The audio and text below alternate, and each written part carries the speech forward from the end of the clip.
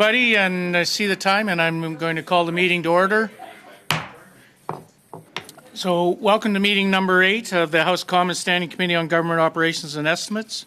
Today we will be hearing from the President of the Treasury Board regarding the supplementary estimates and the departmental results reports. We will also discuss committee business during the last 30 minutes of the meeting. Today's meeting is taking place in a hybrid format pursuant to our House Order number of November 25th, 2021. Members are attending in person in the room and remotely using the Zoom application. Regarding the speaking list, the committee clerk and I will do our best to maintain a consolidated order of speaking for all members, whether participating virtually or in person. I'd like to take this opportunity to remind all participants to this meeting that screenshots or taking photos of your screen is not permitted.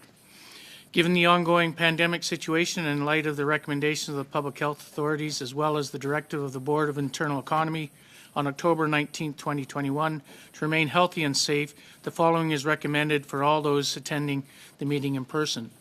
Anyone with symptoms should participate by Zoom and not attend the meeting in person. Everyone must maintain 2-meter physical distancing, whether seated or standing. Everyone must wear a non-medical mask when circulating the room. It is recommended in the strongest possible terms that members wear their masks at all times, including when seated. Non-medical masks, which provide better clarity over cloth masks, are available in the room. Everyone present must maintain proper hand hygiene by using the hand sanitation at the room entrance, which you may have seen when you came in. Committee rooms are cleaned before and after each meeting.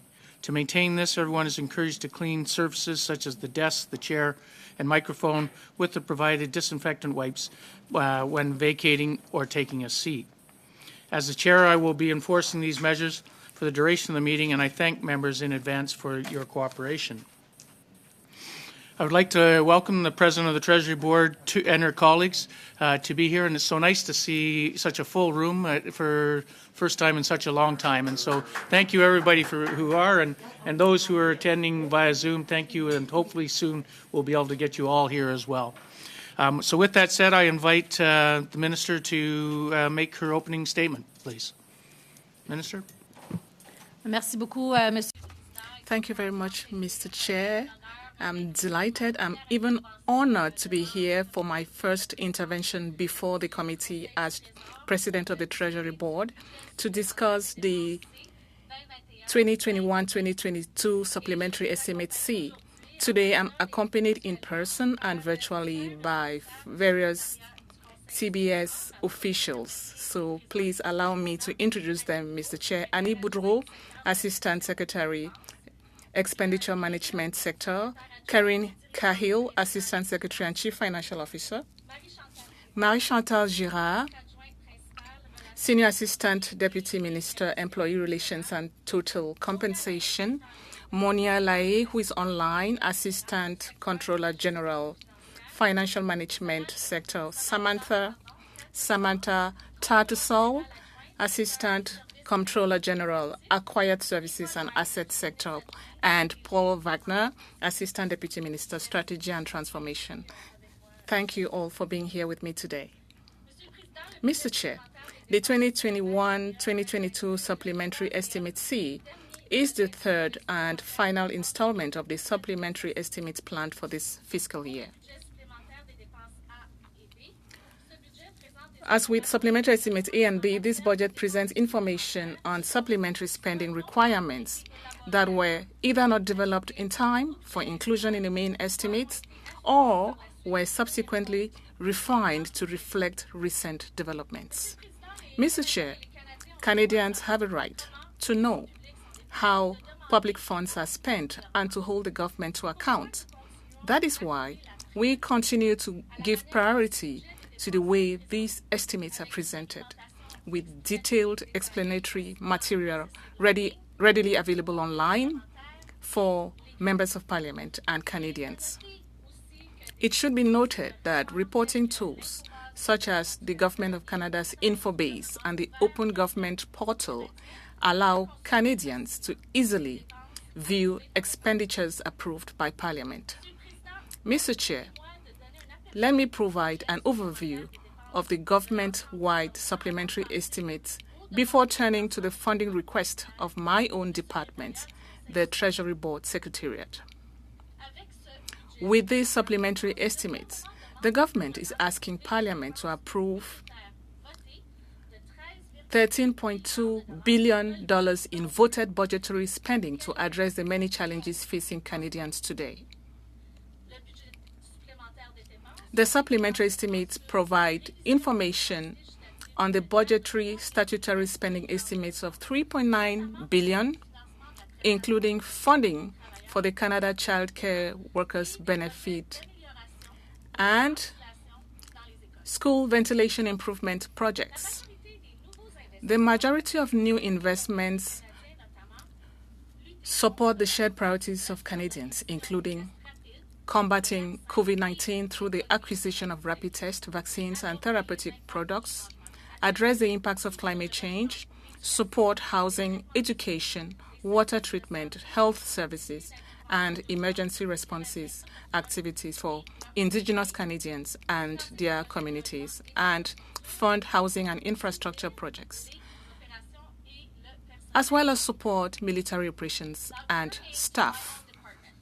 The Treasury Board Secretariat is requesting funding to reestablish a Center of Expertise for Real Property to improve federal real property management. The Center of Expertise will implement recommendations from the government's horizontal fixed asset review that was completed in 2021 and support departments in responding to real property changes resulting from the COVID-19 pandemic. Treasury Board is also seeking $2.8 billion to meet the government's obligations under the court-ordered Wide Class Action Settlement Agreement and to ensure that settlement payments are not interrupted. TBS is also requesting funding for adjustments due to changes to collective agreements and to reimburse organization for eligible pay list expenditures such as parental allowance and severance pay. Now, before closing, allow me to touch briefly on the department results report for my department. These reports are an important part of a broad set of reports to Parliament that provide transparency in government spending for Canadians and parliamentarians. Specifically, the department results reports measure progress towards objectives set out in annual department plans, giving parliamentarians and Canadians a clear view of the results achieved by federal organizations and how resources were used to achieve those results. In the case of the Treasury Board Secretariat, the report details results for 2020-2021, including ongoing efforts to improve diversity and inclusion in the public service, transforming service delivery to support Canadians through COVID-19 pandemic, and continuing to provide government-wide leadership toward net zero, green, and climate-resilient government operations. Now, I'd like to say a few words about each. Treasury Board launched a suite of initiatives in consultation with equity-seeking employee networks to improve diversity and inclusion. These include the release of disaggregate data, programs to help address barriers to recruitment and promotion at the executive level, and amending the Public Service Employment Act. In addition, Mr. Chair, today we tabled legislation to modernize the Official Languages Act to strengthen bilingualism in the public service.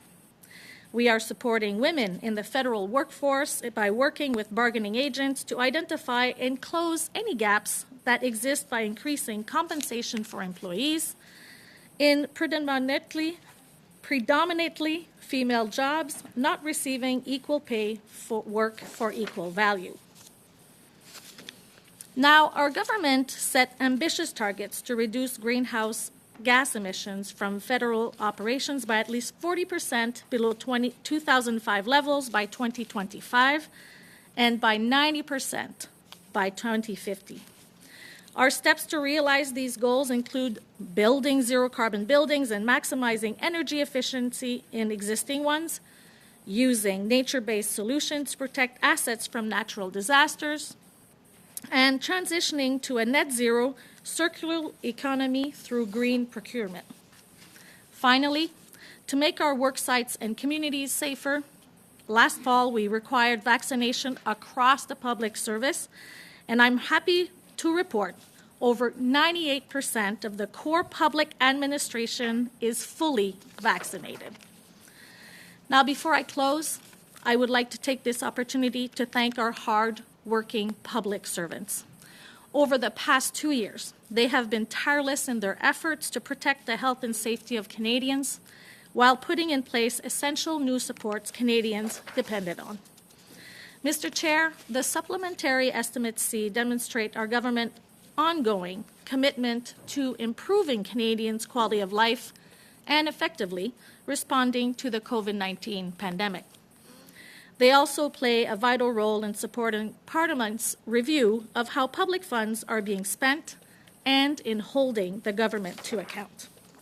Now, with that in mind, Mr. Chair, I would like to thank the committee for its thorough review and its ongoing study of the government's spending to support Canadians. My officials and I would now be pleased to answer your questions. Thank you very much.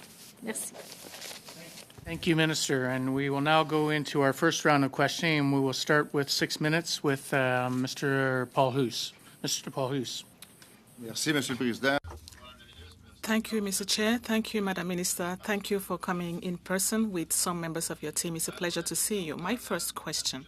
In the supplementary estimates, there's nothing about cybersecurity, whereas we are experiencing a specific situation now.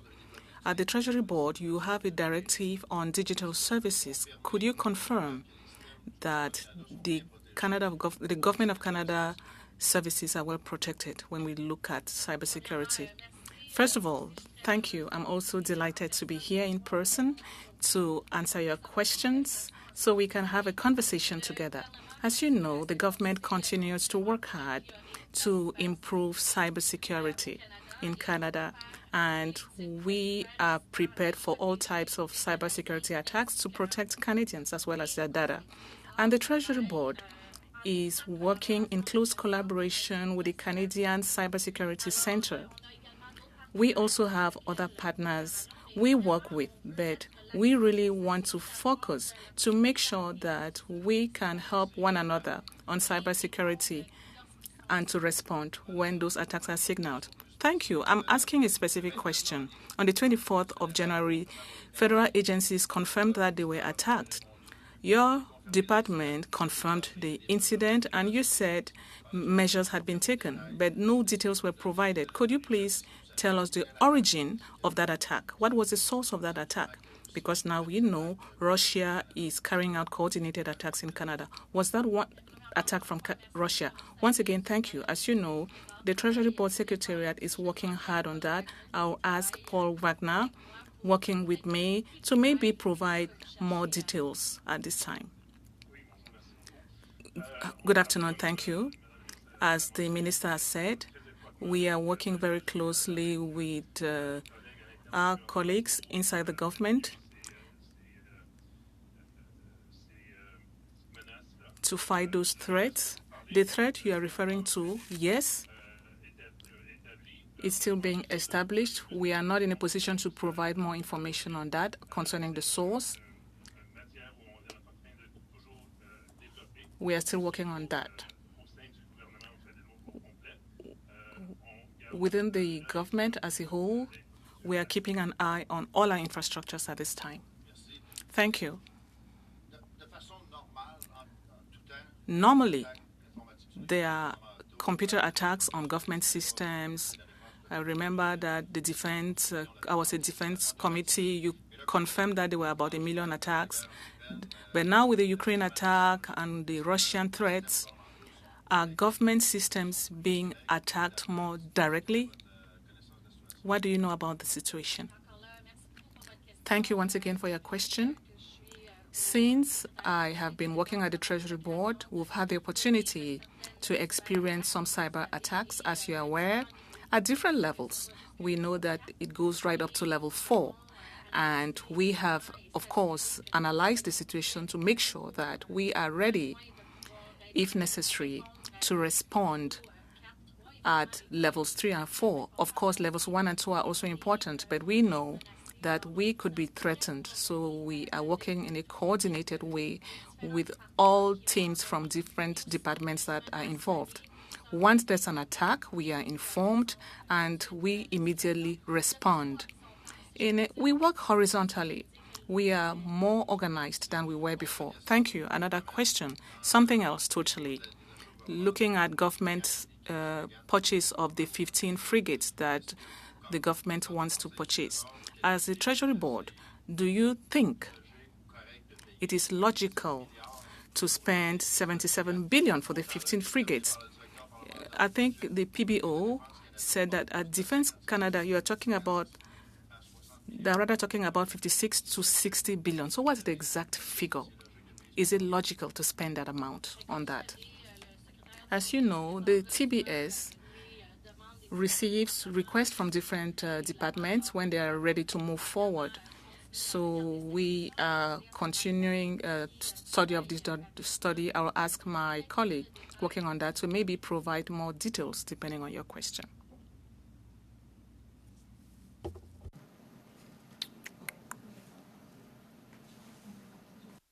Peut-être Samantha, Samantha, could you please respond? Of when we get requests to Treasury Board. So they will come in, we will do our due diligence, and we will look at the costing that's associated with that project request. We have a center of expertise on costing that works with the Department of National Defense to look at sort of that costing range that would be appropriate. Merci pour la réponse, mais Thank you for your answer. Right now, do you have a more specific idea of the cost?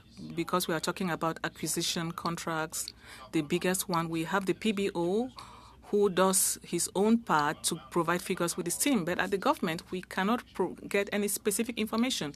Could you please tell us more information about the 15 frigates? At this time, no, I do not have a specific figure, but I know that the Treasury Board will look into it when the department will make its submission. At this point, I may be in a better position to answer your question. Come back to the beginning of my question and conclude with that.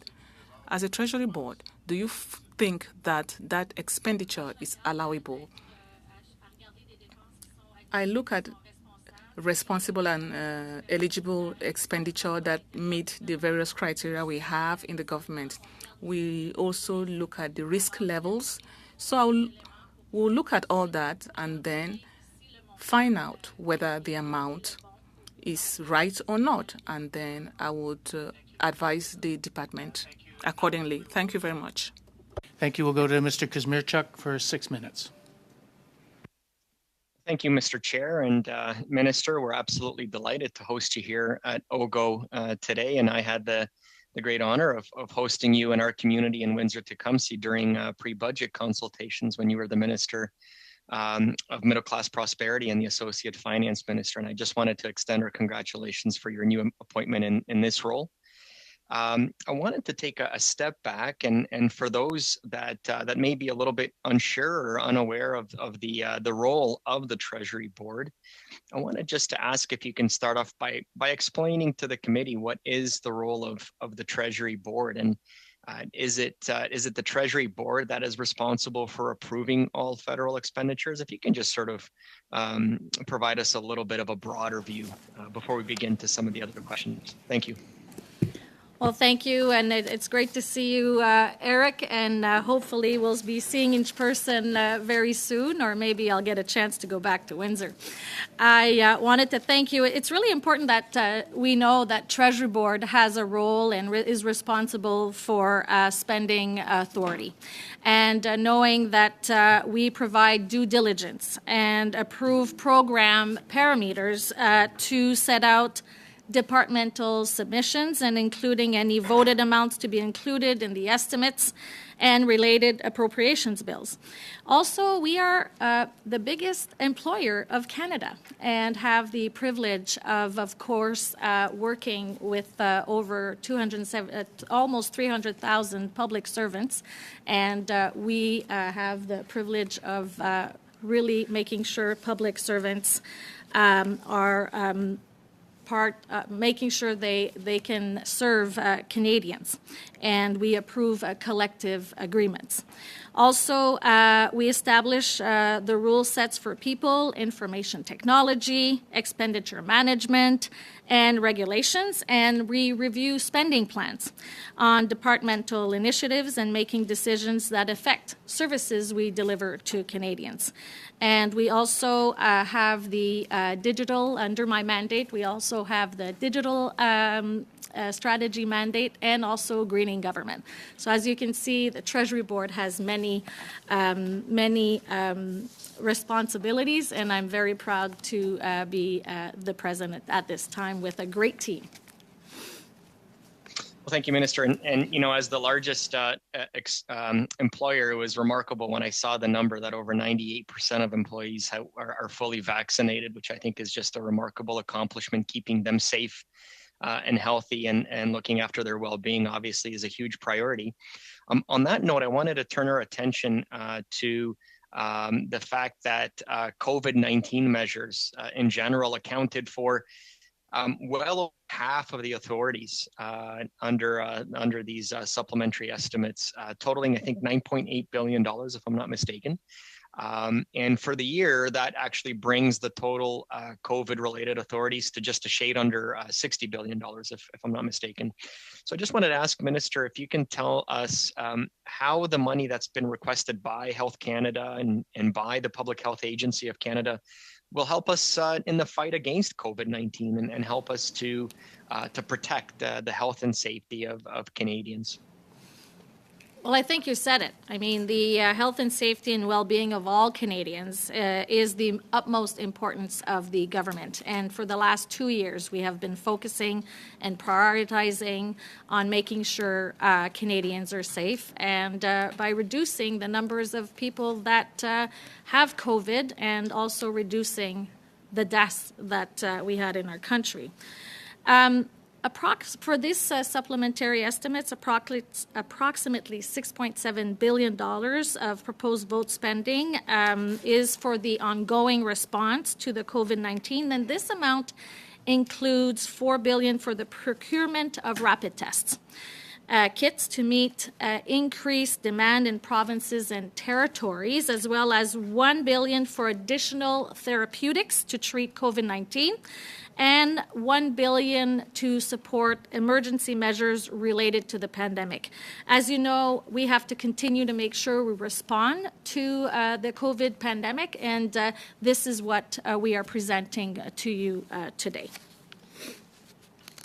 Thank you, Minister. And you mentioned that $4 billion has been earmarked for rapid tests, which is just a huge number. Minister, how much of the rapid test of that $4 billion is costing the provinces, for example, Ontario? Is that a cost share with the provinces and the territories, or is that $4 billion simply the federal government just stepping forward and saying the full cost of the rapid test, we're going to cover that? Well, it's 100% from the federal government. As you know, since the beginning of the pandemic, the federal government has invested $8 out of every $10 that we have invested to fight COVID-19, and that many of these investments have been transferred to provinces and territories with, for example, vaccines, rapid test kits, PPEs, and we were talking about the school also received funding through the provinces. So in this case, MP Krasmerchik, the $4 billion is all from the federal government.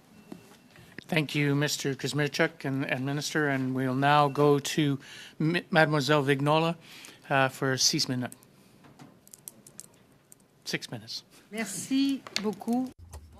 Thank you very much. Good afternoon, Madam Minister. It's a pleasure. I have a few questions. I have many on the budget, of course. First of all, let me start with French. I know it's one of your objectives to improve the situation of French in the public service. Over the past few months, we read newspaper articles saying that Francophones sometimes, most often are bilingual, but Anglophones are not bilingual. Regents and plumbers in far-off regions, remote regions, like Port Cartier in the North Coast, are being requested to be bilingual. There are prisoners speaking English, whereas you don't have the same requirements in Ontario or in the prairies. In 2016, about $50 million was spent for French language courses in the public service. My question now is, how much and how do you evaluate the impact of those courses on the quality of bilingualism amongst Anglophones? Thank you very much for your question. We know that for a long time, forever, we know that we need to improve the situation to encourage bilingualism within the public service and also provide incentives to encourage public servants to serve in the two official languages. Of course, the officials here can add to what I'm saying. We have lots of training programs to assist the various public servants. There's also an assessment done to find out how it's received in the regions. Maybe a satisfaction study for employees that enables us assess how people feel. Now, how much is spent for French language courses amongst public servants? That's the first. Secondly, not really the satisfaction of the public servant with respect to the course, but the impact. Do we see a concrete, tangible impact in terms of an increase in bilingualism and the use of French? Because in a room, sometimes it simply takes one Anglophone for all the Francophones to start speaking English out of courtesy or some other reason. Is there an improvement in the use of French, particularly, because that's a minority language, amongst public servants during meetings? That's an excellent question. I do not have any figures, but we can provide you some figures, if possible, later on, unless you think you have something to give right away, but I don't believe we do. What is important to know is that every department has plans to make sure that they are respecting requirements when it comes to providing services in the two official languages, depending on the regions that are identified, depending on the services that are mandatory. So maybe we need to look specifically into the departments that have improved the situation or need to further improve the situation. It's difficult to take the whole picture to say yes or no, but what I can tell you is that the Official Languages Commissioner helps us to determine some elements that need improvement. As you know, the Official Languages Commissioner sometimes uses complaints and studies, which he shares with us. So I was delighted to meet him recently. Still on French, you work together with SPAC, PSPC for contracts. There was a problem, and there's still a problem with the translation of contracts that are not easy to obtain in French.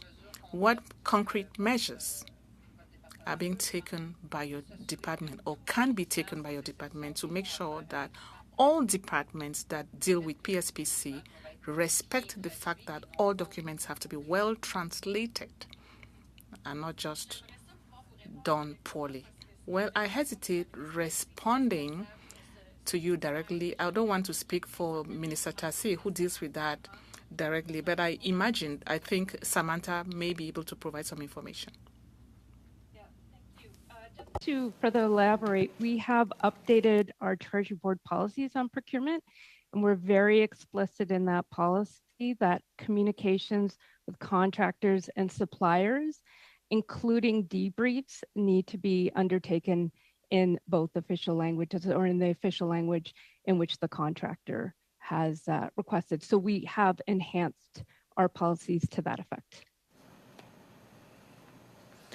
En effet, mais malgré la mise à In spite of the update, some departments are still having difficulty. What measures do you intend to take concretely to make sure that the departments that have some difficulties are able to have all documents released in 2 official languages. Once again, there are lots of requests for translation of documents. We hear that sometimes there's a shortage, but measures are being taken. I believe Marie Chantal could have some information she can share with you now. Thank you.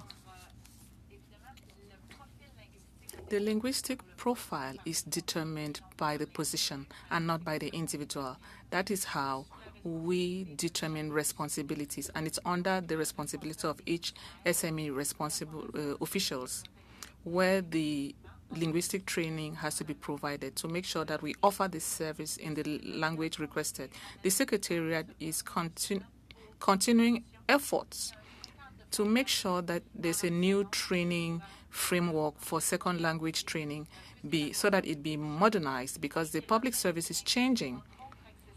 And the intention is to make bilingualism accessible to all public service servants, particularly members of equity groups and indigenous staff members who may have specific needs when it comes to language training. I'm sorry. Thank you. Sorry, my French is not that good, but it is the end. We'll now go to Mr. Johns for 6 minutes. Mademoiselle, if you can provide further, if you think the need would be appreciated. Thank you, Minister. Thank you for being here and for your staff being here. Now, Minister, in the supplementary estimates, there's $349.3 million dedicated to funding the P3 Canada Fund through public-private partnership projects. How much and what proportion of that money earmarked here is going to outsource contracts to private companies? Well, that's a very specific question that I think Annie will be able to respond to your question. Thank you. So the amount that you see in Supplementary Estimate C is a reprofile that was initially slated for another estimates. This reprofiled funding for the P3 Canada will support the delivery of remaining approved ongoing projects that Canada has legally committed to. The need for reprofile is attributed to deferred project cost claim and adjustment of construction schedule, as well as ensuring appropriate funding is available upon completion of remaining projects. I'm just trying to get an idea of how much is outsourced, what percentage is outsourced. So we are working, maybe I would continue a little bit, and that could answer your question. So following the dissolution of PPP Canada, the Office of Infrastructure Canada took over the legal responsibility to continue managing existing agreement. The $343 million is specifically for the following 3 projects. We're talking about the AMT Pointe Saint-Charles Maintenance Project in Montreal, and Mountain Light Rail Transit System, and another one in the Northwest Territories. In respect of how much we're going to be outsourced, it's a question that should be asked to the Office of Infrastructure Canada, who is responsible for the implementation of these. Thank you for that. And Minister, I wrote you a letter in mid-January around outsourcing. I reminded you about your party's commitment in 2015 that your party promised that while in government, they would focus on reducing the use of external consultants. Now, there was an analysis published in the Globe and Mail that said that that's actually not happening, that the use of consultants is actually, under your party's watch, has increased a staggering 41.8% since your government took power. Now, I want to remind you that this spending has actually totaled over $12 billion just in 2020 and 2021 a year. Outsourcing and privatization of public services has time and time again only proven to increase costs, add risk to taxpayers, reduce the quality of services, and erode the internal capacity of the public service, and create precarious work and undermine initiatives that address pay equity and systemic racism. And a report by the Professional Institute of the Public Service of Canada emphasized how your government often initially awards a contract that on the surface offers relatively low cost and value for money only for the contract cost to be substantially increased once it's been awarded. So there's no greater example of outsourcing failing than the debacle at Phoenix and the Phoenix pay system. The scandal that's taken, that since its launch 5 years ago, has still not been successfully resolved by your government. The costs incurred, related to the Phoenix Pay was reportedly $560 million, which is now twice as much as they spent by the federal government to set the system up. A system whose stated purpose was to generate long-term savings and has only managed to outsource its expensive failings onto the Canadian taxpayer. Now, the consultancy firm, McKinsey, has been contracted by your government to help fix the Phoenix Pay system, originally for the cost of $4.9 million. But this contract itself has now been amended 3 times, with the estimated cost of the contract now $27.7 million, an increase of 565%. This culture that permeates your government of allowing highly paid consultants to repeatedly change the cost of their work ever upward is not only fiscally irresponsible, but it's an insult to Canadian taxpayers who work hard and play by the rules. So as the President of the Treasury Board, you have the opportunity and ability to stop this government's increasing drive to outsource and privatize public services, which, decades of overwhelming evidence has shown will lead to higher costs. Will you commit to take an evidence-based approach to public service delivery and ensure that wherever possible, that the government contracts in-house rather than wasting hundreds of millions of dollars on highly overpaid consultants? Well, thank you for sharing your thoughts and also how you perceive the government investing in outsourcing. Our government is really committed in providing high-quality services to Canadians. And we want to, at the same time, ensure the best value for taxpayers. And that's why contracts are issued in a fair way in accordance to the Treasury Board policies that we have. Now, the procurement of professional services is used to complement the works of Canada's professional public service, I might add, by meeting unexpected fluctuations in workload and to acquire special expertise. And just for example, the response of healthcare needs at remote northern communities is a good example. Another, sorry, may just I because I've end? only got 15 seconds Well, left. I do have more to tell you if Okay. I can. Go ahead. And I want you to know that strong federal public service is really the best way to deliver for Canadians. And we're developing a long-term, government-wide public service skills strategy, including increasing the number of public servants with modern digital skills, because that is something we are lacking, and we are working to make sure that we bring more public servants that will be able to service Canadians. Thank you, Minister, and thank you. We've now finished our first round. We'll now go to the second round, and we'll start with 5 minutes with Mr. McCauley. Thanks, Mr. Chair. Minister, welcome. Just very quickly, the vaccine mandates, 99% is fantastic. Is there a plan to include mandating boosters, or is there a long-term plan for the mandates for public service employees? Well, thank you for your question. When we installed the mandate policy, we mentioned that we would revise it after 6 months. And during this revision, this would be one to identify if we change the definition of fully vaccinated. For example, Okay, right sorry, now, when will this be then? 6 months, so in October means around April. Okay, that's good. Let me move on. The $4 billion for the rapid testing, there was $4 billion in C8 and C10. I understand this is a duplicate $4 billion, or is this $8 billion altogether for rapid tests? So mindful to make sure that we want Canadians to have access to rapid tests. We $8 billion have in found total, or is it a duplicate? No, it's not a duplicate. It's a path to make sure that we have access to rapid tests. So we found 2 ways, and the way Right. that we'll get faster. Okay. How much is the intent to purchase? Is it $4 billion in total, or $8 billion in total? 2.5 billion in rapid tests. But you're asking for $4 billion in the SUPs. You already have $4 billion in C8 and C10. So why the $4 billion more? And is the intent, because SUPs will die on March 31st, is your intent to have that lapse or reprofile that for something else? So you are correct. We have in the supplementary estimate C a request for $4 billion.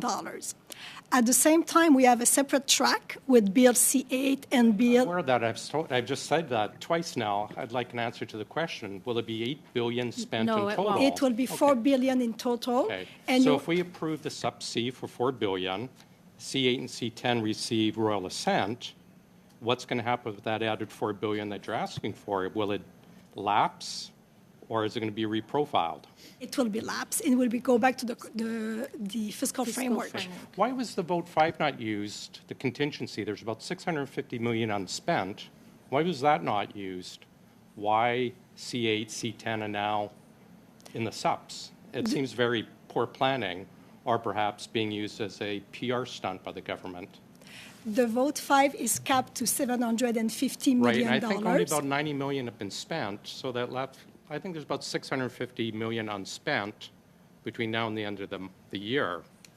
Why not just use that to carry over? We have used already vote 5. We have used the amount that you see in the online annex, which is $551 million. That amount was used to buy rapid test kit. Okay. So the $4 billion will be lapsed. That's good. Let me ask you, let's just go to the departmental results. When you look at GC Info Base, overall government, for overall, it was 45.6% goals achieved, which has been the worst in 3 years. Treasury Board achieved 47.8. I'm not going to blame that on you, Minister, but that's a poor performance by the department. Response, ATIP response, and I brought up ATIPs before, 31% of responses ATIPs have violated the legislation, the legislative timeline. The very, I don't want to say dismal, but certainly not acceptable results. What can we see going forward that's going to improve this? Because again, it's just getting, overall government's getting poorer. Well, thank you for asking that question. I think it's very important to say that our guided principles is openness, transparency, and accountability.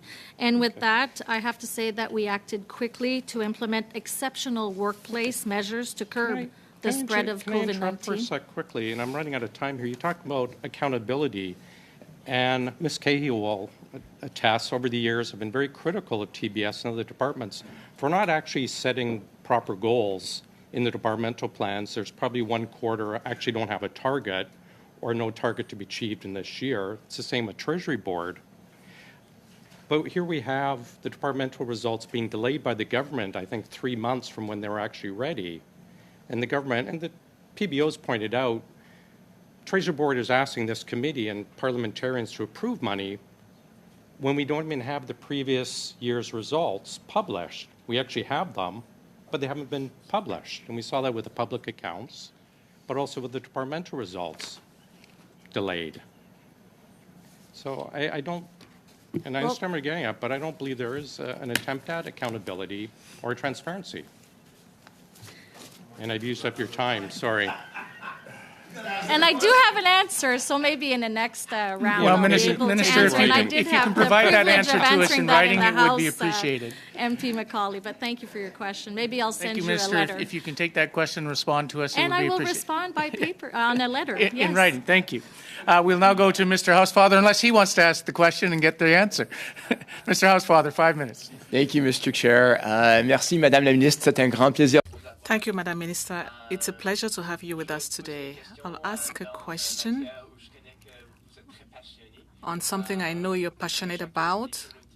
We are both from minority language communities. I know that the modernization of the Official Languages Act is something you care about. And I saw that today, thanks to the new legislation that was submitted, you are going to receive more powers. I will reach Section 4. The new legislation provides that the Treasury Board will determine the principles and application of some parts of the law and monitor application by institutions of the principles and rules when it comes to official languages, assess the effectiveness of the programs of federal institutions when it comes to official languages, and provide some information to the public and to employees of federal institutions. So you're going to have a lot more powers. What are you going to do with those powers? First of all, thank you for the question. That question sounds like dessert for me. You know that submission of the bill is something that has not been modernized for 50 years, and we were able to do that today. The role of the Treasury Board will change, and it's going to be a central agency and have more authorities to ensure monitoring and compliance of the Act. So I think it's also going to allow us to see how to improve services we provide to Canadians in the official languages. So I'm happy to see that that was tabled. So now we hope it's going to be adopted soon. That will enable us modernize the Act after 50 years so that we can have the Treasury Board can play a greater role. Let me repeat Julie's question. It would appear that you have more powers, particularly when it comes to more recalcitrant departments, or rather departments that have greater difficulty when it comes to ensuring bilingualism for staff and providing services to Canadians. Is that correct? Yes, we could do that already. Now we must do so. So I think it's going to be like a greater trigger for us to encourage departments that are already making efforts, but we'll be able to make sure that when there are needs to improve relevance, anything related to official languages, it's be done. Another question on the same topic. You must be aware of the judgment in British Columbia, making sure that when the federal government wants to hand over powers to the provinces, it makes sure that in British Columbia, services are also provided in French. Is this going to be the authority or responsibility of the Treasury Board to make sure that when such agreements are signed with provinces and territories, there are clauses included to make sure that the Official Languages Act applies to provinces and territories? First of all, one of the objectives of the federal government when there are agreements with provincial or territorial governments is to make sure that we can provide services to communities in official language minority communities. But now, thanks to the ruling, I'm working with Minister Lometi to find out how the government will first of all respond to that decision and then see how we can better play a role with those agreements with provinces and territories. Stay also in English. I'm very, very pleased about that because I know you'll do a lot with those powers. Can I just ask one more question? In terms of, we're all looking for more diversity, more inclusivity in the federal workplaces. Could you talk to us a little bit about what you are doing in that regard? Well, as you know, diversity and inclusion is a very important initiative that the Treasury Board is working, and we're always committed to this effort. And we really continue to bring forward steps to remove discrimination from our institutions, to improve the experience of public servants, to ensure that they're able to realize their full potential. So what have we done? We've created the Office of Public Service Accessibility and the first accessibility strategy for the public service of Canada. We also committed to meeting or exceeding the requirements of the new Accessible Canada Act, which sets out the legal requirements for accessibility for all federally regulated businesses. I'm sure we can continue that conversation on how we're making sure diversity and inclusion is part of our public so much. Thank you, Minister. Thank you. Thank you, Mr. Chair. Mr. Housefather. We'll now go to Mrs. Vignola for 2.5 minutes.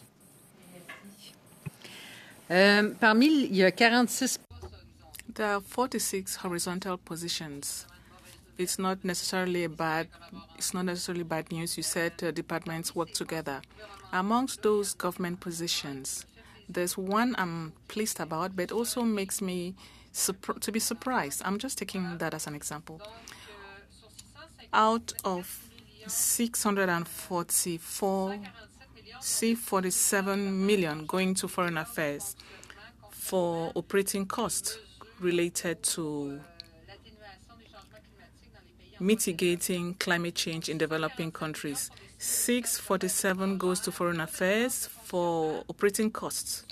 That's okay. but also for subsidies and contributions intended for international funding mechanisms related to climate change and international institutions and projects that encourage adoption of climate change measures and to develop governance. And I'm really wondering, because 647, this amount is huge. What proportion of this 647 million is going to international financing mechanisms or international institutions versus what amount is going to the projects themselves? International financial, I didn't know that international financing mechanisms needed subsidies from Canada. And we are talking about developing capacities for governance. Who exactly are we talking about when we talk about this? You have really given me an opportunity to remind you of the fact that Canada recognizes that climate change is a global problem that requires global solutions, and this funding will help improve support provided to developing countries, as you must have seen, so that they can be able to transition towards low carbon emission countries. I was talking about financial mechanisms. Canada wants to play its role in mitigating these changes. I will see with my officials to see if we can give you more specific responses. If we don't have all the responses or answers, we'll provide them to you later. Information. We will. Thank you. I don't have it provide on that top to the of clerk, mind, and then that we will get precise. that. Thank you. Yeah. We'll now go to Mr. Johns for 2.5 minutes. Minister, we all heard the alarming report yesterday from the United Nations Intergovernmental Panel on Climate Change, and it cited that 40% of the global population is highly vulnerable to the impacts of climate change and urges climate adaptation investments to save lives. Now, there's $653 million earmarked for funding to help developing countries address the impacts of climate change. It says that this fund money will be spent on assisting the transition to clean energy and in order to support the goals of the climate agreement. Can you break down specifically how that money is being spent within that package? And for example, it says that it will invest in climate smart agriculture. How much money will be spent on that? Well, thank you for your question. I think it kind of resembles the questioning MP Vignola just asked for precisions on the submission. I don't, unfortunately, know it by heart. I just know that we go through a process of receiving the submission, looking into it, making sure that we're responding to the priorities that we have set out. So if you would permit, we would send a written response to give you more details of your question. Appreciate that, Minister. And obviously, we're all sensing the urgency right now. I see in the funding for wildfire and flood preparedness and response capacity that there was funding rightly going to supporting initiatives like flood mapping, as well as scientific studies in order to improve capacity to respond to fires in national parks. In my riding, we've got volunteer firefighters who've answered the call, helped their communities, especially during last summer with the wildfires raging. And I mean, they've been there for us throughout the whole pandemic. They get a tax credit of up to $3,000. They get a benefit. I've tabled a bill to raise that to $10,000. The PBO said it would cost $40 million. I guess my question to you is how much of the funding here went to support these firefighters who risk their lives for their communities as volunteers? And are you considering our proposal? Well, again, thank you for your question and sharing the fact that we do have to make sure we help our communities that go through these very difficult times. I don't have the specific answer. If you would let me look into with the officials so we could respond to your question by letter. Thank you very much, and that's the time right there. So appreciate that. We'll now go into our last two questioners, and we will go to Mr. Lobb for 5 minutes. Thank you, Mr. Chair. Welcome all. First question I have is in the last fiscal year that you would look at it, how many hacks has the government of Canada had on it, different departments? Do you track that? I don't have the specific number, but maybe one of the officials, Paul, would you have an idea of how many situations we've had? Individual situations, we do have that in terms of number of hacks. The infrastructure and our environment is attacked daily, hourly, and every minute. And we have systems deployed to mitigate those situations. So I can say there's more situations that are mitigated than we actually have to deal with as incidents in departments. And in terms of a total number, I'd be happy to get back. I don't have that number with me. How about how many did you have to report to the Privacy Commissioner? Again, I can include that number, but departmental heads and their officials are responsible for reporting those. So that's not a Treasury Board Secretariat responsibility. It's a departmental responsibility as those hacks happen. Okay. Now, I believe in Supplemental Estimate C, I read that there was an allocation for therapeutics as well. Do you recall that? Can you tell me what therapeutics? It looked like $1 billion. So what do you classify as a therapeutic? So as I said earlier, we had rapid tests, therapeutics that are Health Canada, how do you call it, approuvé par Santé Canada, that will be used to support the people that have that have COVID and also vaccines. So in that specifically, though, it is a line item in there that says therapeutics, $1 billion. So what is it? What products are you buying for $1 billion? Several potential treatments for COVID-19, including oral antivirals, are undergoing various stages of development and study as global demand is competitive. Access to effective treatments for infected individuals could reduce the severity of COVID-19 for individuals and reduce the strain on the healthcare system. Okay. As you said, Supplementary Estimate C include new funding of $1 billion, will serve as a contingency fund and may be used for the purchase of additional treatment. So more specifically, procurement of pharmaceutical products in short supply, such as Paxlovid, are done by the Government of Canada under the authorities of Minister of Health, and treatment procured will support provincial and territorial healthcare system as well. Okay. Now, do you folks track, because I know all the individual health units across this country track shots administered, and they also track the number of shots that were not used and thrown out. Do you have a number that is reported to you folks on, part of your due diligence, if you're asked to spend $4 billion on a number of different things, you've been asked to spend a lot of money, do you go back to health department and say, oh, by the way, how many are you throwing out here? Because it's a significant number, I think, in this latest round. So what's that number? So to come back to our role as the federal government was to provide provinces and territories with vaccines, with therapeutics, and when they go into the provinces and territories, that's when they have the responsibility of making sure they use what they receive. So is there a way to report all that back so that as taxpayers we know, okay, we've just thrown out $2 billion worth of vaccine? Is that a number that we would be able to get in this committee? That number should be provided by the Department of Health and Public Health Agency of Canada. They will be able to provide that number. I know. It'd be nice if they reported. It'd be nice if they reported to you as well, I think. Another question I have, I know my time's running out here, and it's in regards to this climate support for agriculture. That's it's been mentioned a couple times. It's approximately $650 million, okay? And I'll admit I raised a bit of a Spockian eyebrow when I saw that number because I see that and I say to myself, in the C12, they allocate $100 million to Canadian farmers in rebates to climate change, not knowing how much it is. And then I see this in here, $650 million to go to farmers and other people around the world.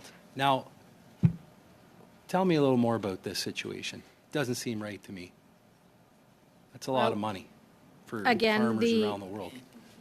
Time is up. Would you like me to send you a letter with the information, MP Lowe? Thank you, Minister. If you would. I'll work also with GAC, of course, who has the submission that comes with understanding what they do with the amount. Thank you, Minister, and I appreciate that if you can provide that to us. And just to be clear, when I mentioned earlier that there were two more asking a question, that was out of respect for the Minister's time.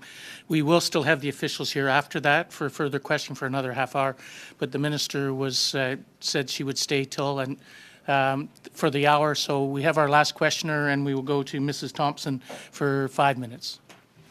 Thank you, Mr. Chair, and welcome, Minister. I wonder if you could explain how the SUPs and C10s both fund rapid tests. Well, as we explained earlier, our priority is to make sure that Canadians have access to rapid tests. And in this case, we had to find paths to get there, and we found two paths. One through supplemental C request, and also the other one through legislation. Now, as we said earlier, the path that goes faster will give us the opportunity to move faster on this, and afterwards the other path will lapse. So that is what we're doing, to make sure Canadians have access to rapid tests. Thank you. Just going to... and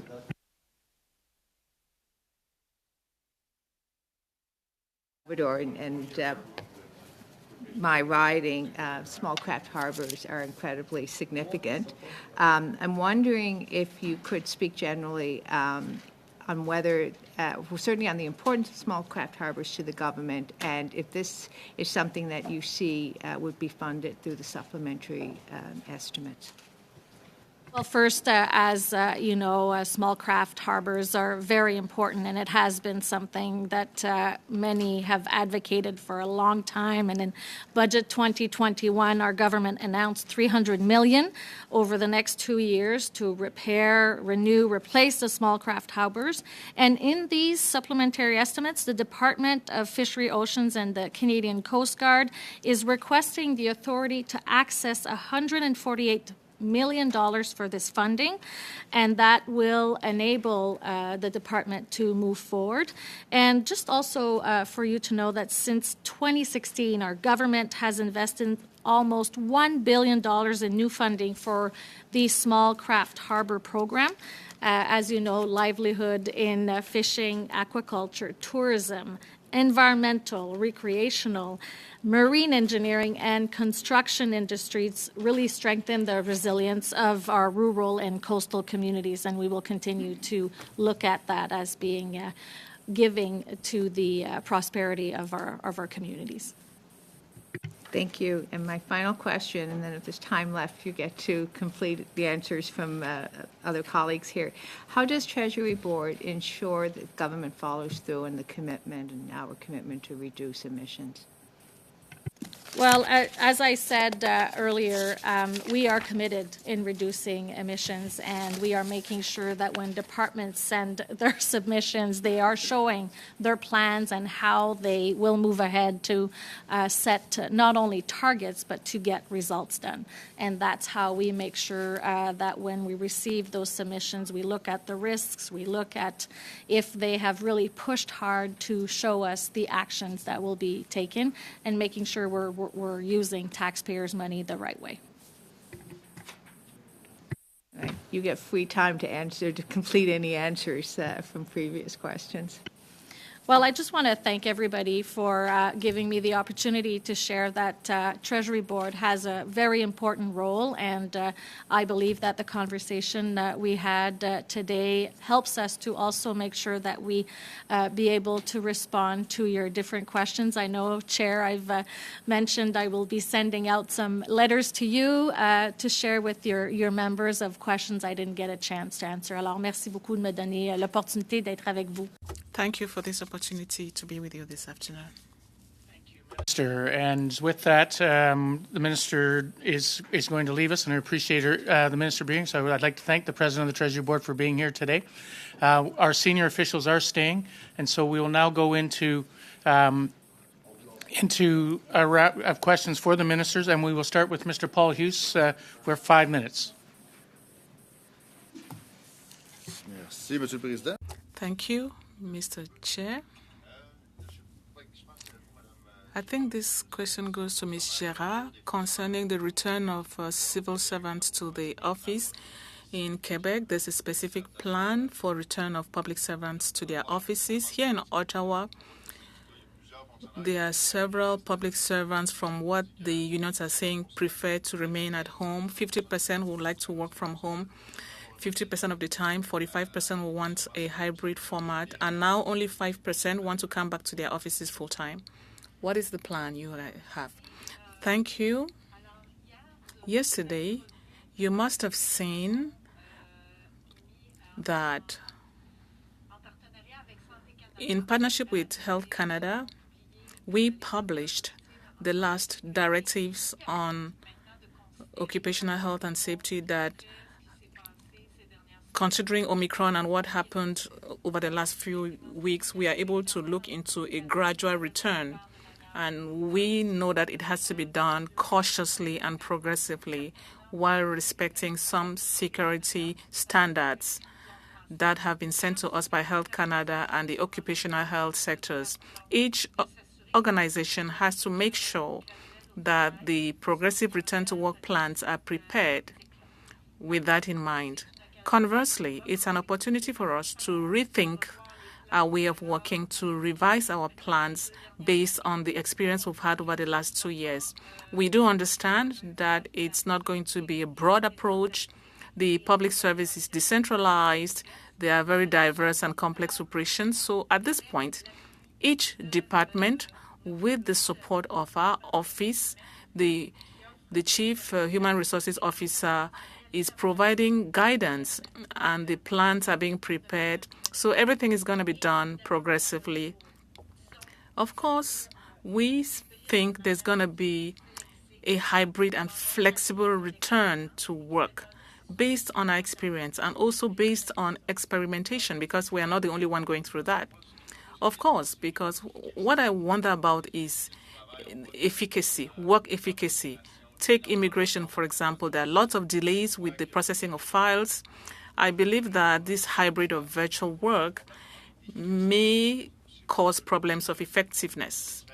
There are different sectors. In some sectors, it will be easier to work virtually, but for others, you need people working in teams, in person. Is that something you've seen on the ground? Yes, indeed. There again, it comes back to the fact that it's impossible to come up with a broad approach that is applied everywhere, particularly with the public service that's a major employer. It's very complex, very diversified. Each function has to be analyzed, and we have to look at the specific work. That's why we are working with our union partners. We make sure that consultations are done. Human resources are working actively. We have some major parameters, and one of them is excellence. We have to make sure that we continue to provide excellent services. There's also consistency.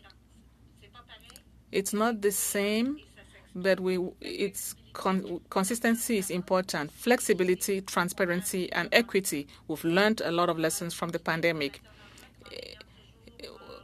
Equity is a concern. We must look at the ACS analysis, looking at gender and inclusion. Let me come back to something. I'm not sure who could answer my question when it comes to, I think it's Mr. Wagner who could answer, about the costs. Oh, sorry, Samantha. Let me come back to my question on the cost of fabrication for naval construction of the 15 frigates. Of course, the minister may not have all the information, but if the PBO is able to assess the cost on your side, you should have them already, because the plan has advanced. There are huge costs tied to that. Could you give me more information? Colleague Monia Lahaye, who is responsible for the costing center. Merci beaucoup. Thank you very much. We work closely with departments in preparing and assessing costs. From the last information I had on that file, it was that it was between 56 and 60 billion. So we are working closely with the department to develop the capacities of our organizations to have best practices based on best international practices on how to develop costs. Thank you. Mr. Chair, before we conclude, here in the committee, we plan to carry out a study on naval construction, on shipbuilding. So maybe it's an idea I'm raising. You may want to look into that because that's something we'll be asking you questions about soon. To Mr. Baines for 5 minutes. Thank you, Mr. Chair, and thank you to our witnesses for joining us today. My question, I'm going to go on the theme of the zero-emission vehicles. Being from British Columbia, and the first jurisdiction in Canada to introduce the carbon tax. I wanted to find out a little bit more about the transition towards hybrid and zero-emission vehicles that the federal government's doing. It aims to reduce emissions from its real property and fleet by 40% below 2005 levels by March 2026. By 2019-2020, it had achieved 34.6% reductions below 2005 levels. So the president's mandate letter calls for the electrification of all light-duty vehicles by 2030. My question is, what proportion of the federal fleet do light-duty vehicles comprise? Anybody who has the answer? I'll be happy to answer that. So about 60% of the government's vehicle operation is for light duty, and 60% of the 30,000 vehicles, 18,000, are for conventional light duty versus, say, security vehicles. And so that's where the focus is on in terms of electrifying our light duty vehicles. So, okay, and then the next question I have would be, so in order to achieve some of these goals, how many light-duty vehicles procured by 2030 will be manufactured in whole or in part by Canadian companies? So that's a great question. And so whenever we go out for procurement, we try to follow the open, fair, competitive process. So we would competitively tender those.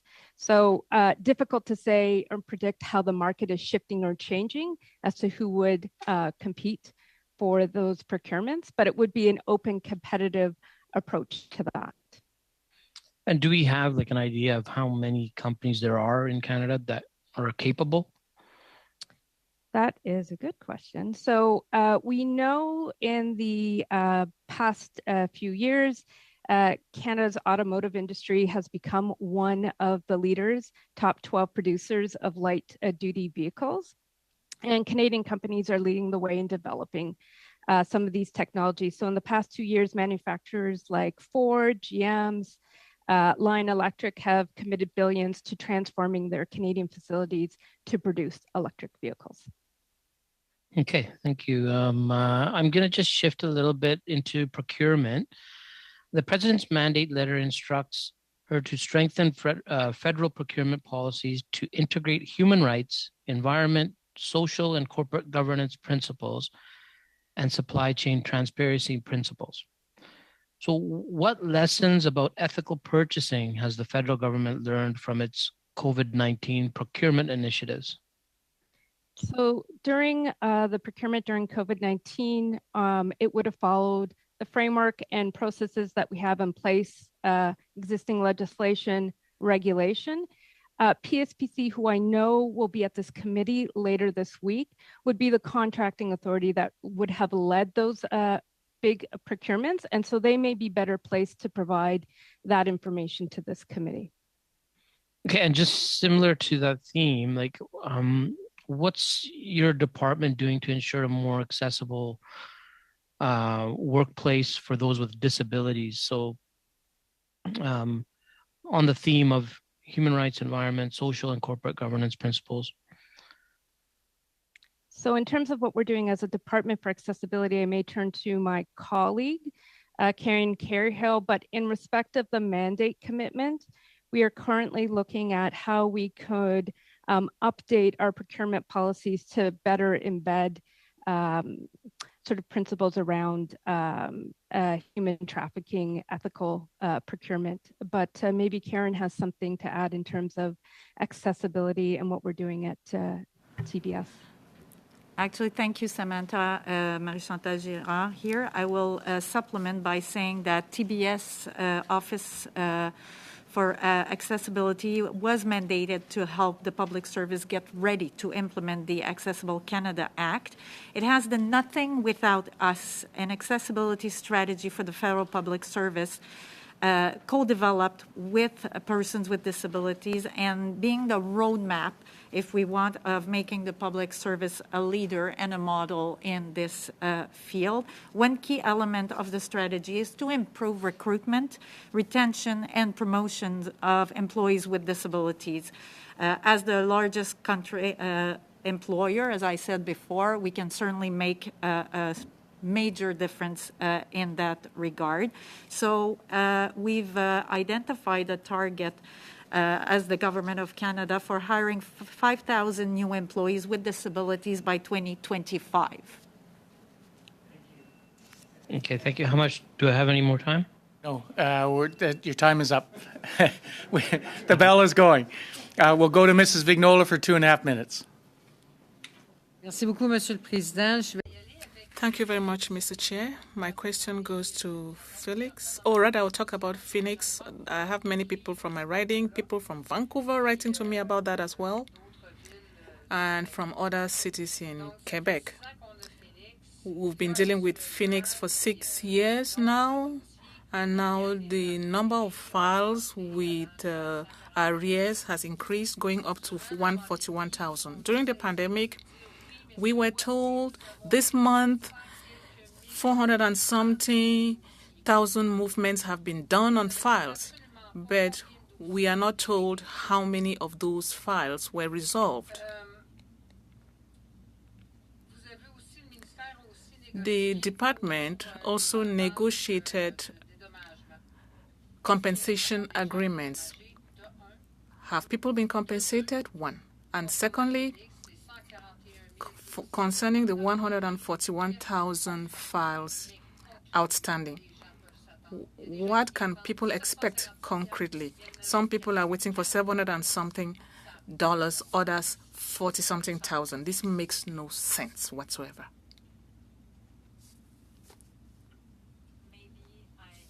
And I don't know if my colleague, Mme Cahill, wants to supplement. Pardon, vous avez parlé français. I'm sorry, Ms. Vignola, you spoke in French. I'll switch communication language. Our PSPC colleagues are working very hard on that file.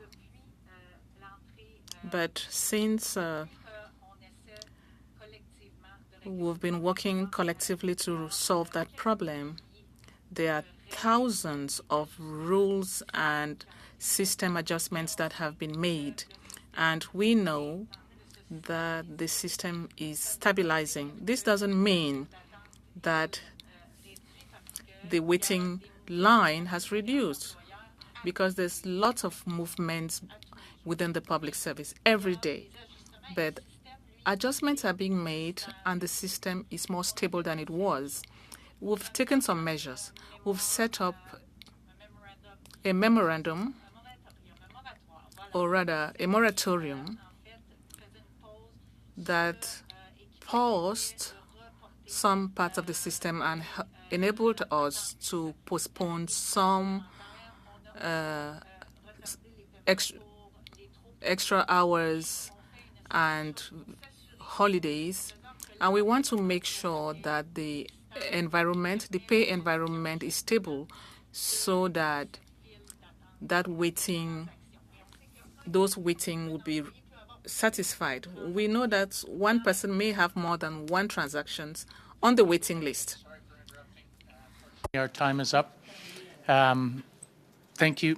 We'll now go to Mr. Johns for 2.5 minutes. I'm going to follow up on that. It's been 6 years since the start of the debacle with Phoenix, and 1 in 3 workers are still having problems getting paid.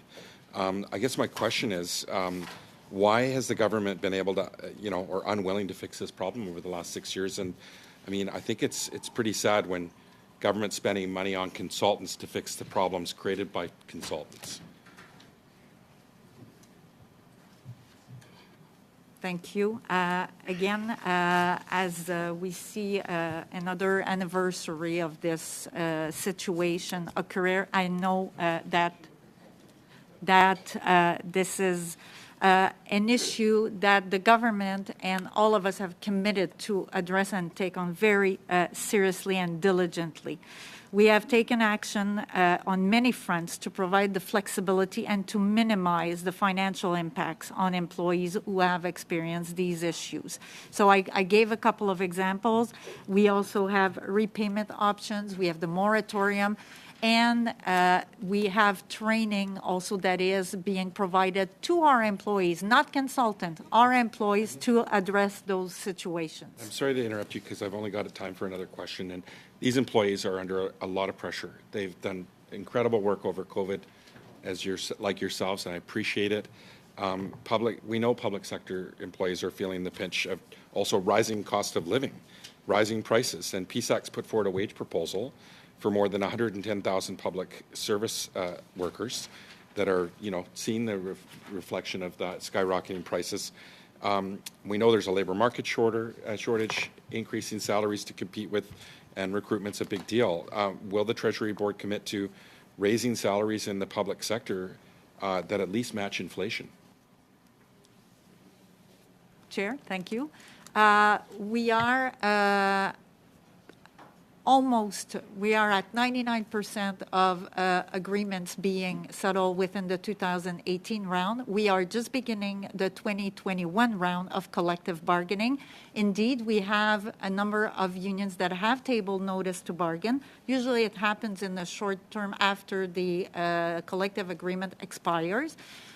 We have the PSAC, the alliance representing over 120,000 employees that have table notice to bargain, and the institute, the professional institute as well. We are starting discussions with them. We are actively at the table, and we are discussing both monetary and non-monetary provisions. Thank you.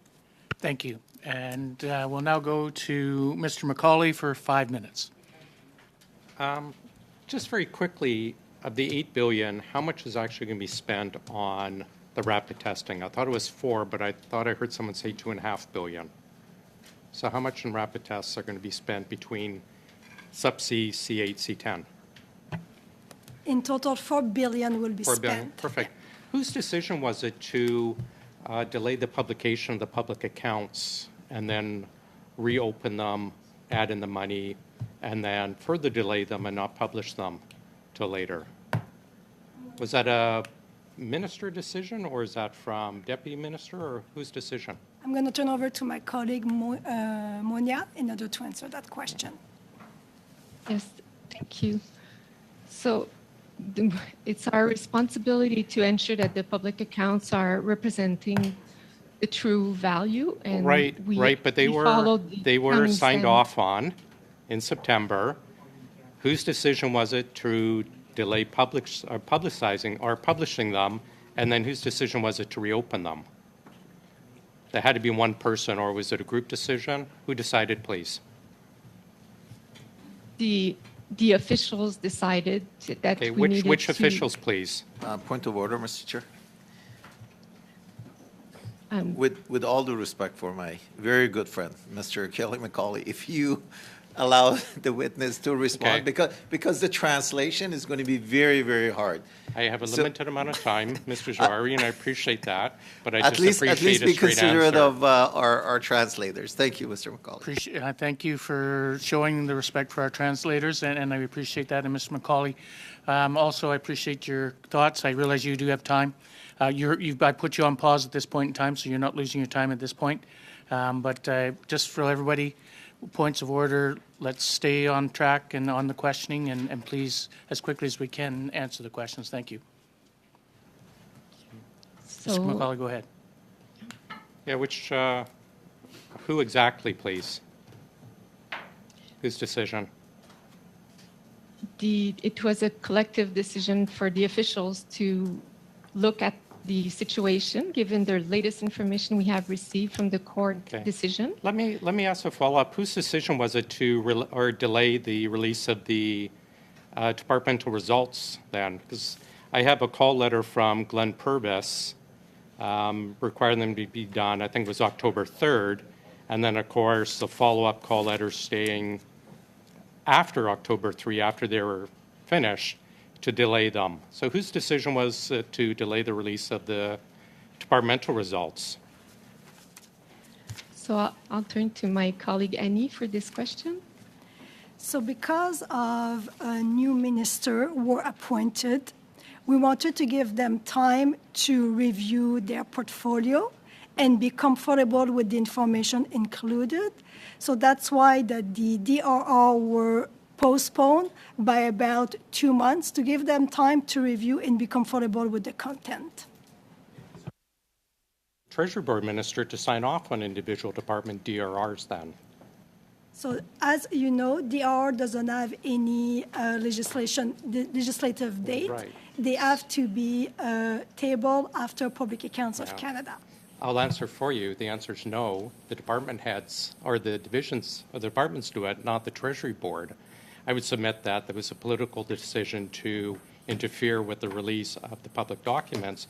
It gets back to my question about accountability and transparency, where you've just told me the government has interfered with the release of these completed documents. And I think actually the call letter originally was to release them before the minister was appointed. So I find it difficult to understand why before the minister was even appointed, they were not released. And it gets back to like the parliamentary budget officer in their subs report stated, it's difficult for parliamentarians to vote and do their job when this information is not released. So I'm looking for a commitment from the department to be accountable to Parliament and to be transparent to taxpayers and to allow us to do our job, which I would say your department has perhaps interfered with. A quote, from the Parliamentary Budget Officer, I'm recommending Parliament consider legislative assist or amendments required tabling financial statements no later than September 30th. Do you believe that's possible, that we could have legislation? Is it doable from your point of view that we can actually have these documents mandated to be released by September 30th, the public accounts and the DRRs? I think it will have to be a collective decision. I cannot speak on behalf of the Auditor General of Canada, who has to audit the public accounts every year, as well as... Okay, thanks. The departmental plans are coming out soon. Main estimates just came out, so the DP should be out any day now. Will you commit that at least Treasury Board will not have fake goals set, such as goals to be decided or results to be decided? Do you want me to answer, Mr. Chair? Yes, please. So what was included in the PBO report in terms of some of the information not being available? So, for example, some indicators are new, and expected data was not available at the time of reporting. That's an example.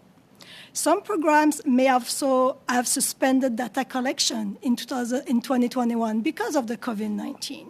Another example. And it is also possible that some indicators are unavailable if they are collected every 2 years or if they are census dependent every 5 years. Thank you. Why would you set a goal then for 1 year if it's a 5-year program? Thank you. Thank you. We will now go to the last questioner of Mr. Johari for 5 minutes. Thank you, Mr. Chair, and thank to all the witnesses. I'm not sure who in Treasury Board or in the department can answer this question, but in the minister's opening remark, the minister talked about significant achievements in the road to more digital government. and she highlighted some of the work that's part of Budget 2021 and the commitment to the digital government. Can anyone talk about what work is currently being done to implement the most urgent priorities related to the digital government and the delivery of the digital services to Canadians? And if you could expand on those priorities. I think Paul is going to answer. Yeah. My colleague Paul will take this. Thank you. Thank you for the question. Much is being done, I'm sure, under the with COVID and what we've seen around a push to digital. An incredible amount of work, both to support the public service and public servants in terms of moving them to remote work and supporting the infrastructure to allow that to happen, as well as looking at digital service delivery for Canadians and Canadian businesses. And so work being done under a number of different areas, including support for the IRCC in terms of the work that they're doing on immigration, work around social service and benefits delivery with ESDC and their benefits delivery modernization, and a number of other significant transformations that are underway within the government departments to support not only supporting the infrastructure that we have today to deliver services in a way that is consistent to Canadians, but also to improve those services leveraging digital. Can you talk about what are the top three priorities for the digital government in the upcoming year? I mean, so I think the ones that I mentioned, certainly for the ones that are being most closely watched and have the biggest impact, both from a technology perspective and a service delivery perspective, that benefits delivery modernization within ESDC.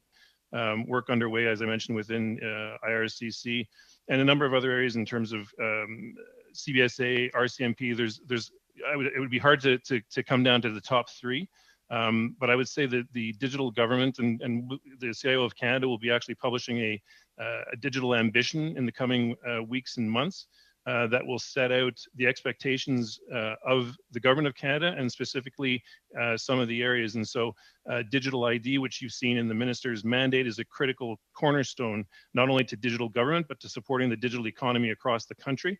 And so as we continue to evolve our digital footprint as citizens, initiatives like that are going to help not only government, but also the broader communities.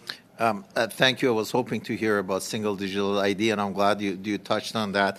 I have, I believe, about a minute left. So quickly on the questions of departmental result report. Minister indicated that we've achieved a score of 63 out of 100 compared with the target of 60. In your perspective, which initiative and overarching efforts had led to this high score of satisfaction, and how can we continue expanding on that?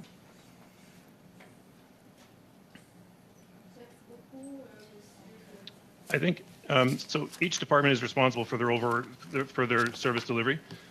Each department head and those organizations, and I think we're working with each of the departments to evolve through their service delivery models, their service delivery mechanisms, looking at ways that we can actually leverage enterprise services so that we are not building systems, building services multiple times, but actually being able to deliver them consistently and coherently across programs.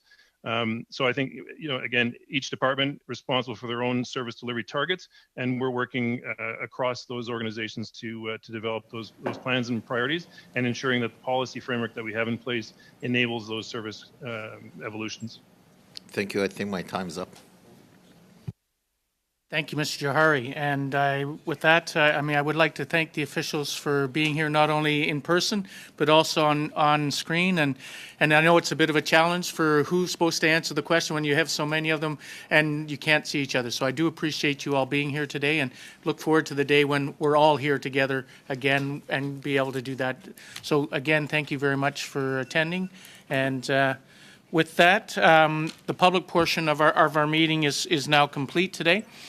We will now proceed to an in-camera portion. When I suspend this meeting, the technical staff will end this part of the meeting in Zoom. This means that members cannot remain logged into this meeting.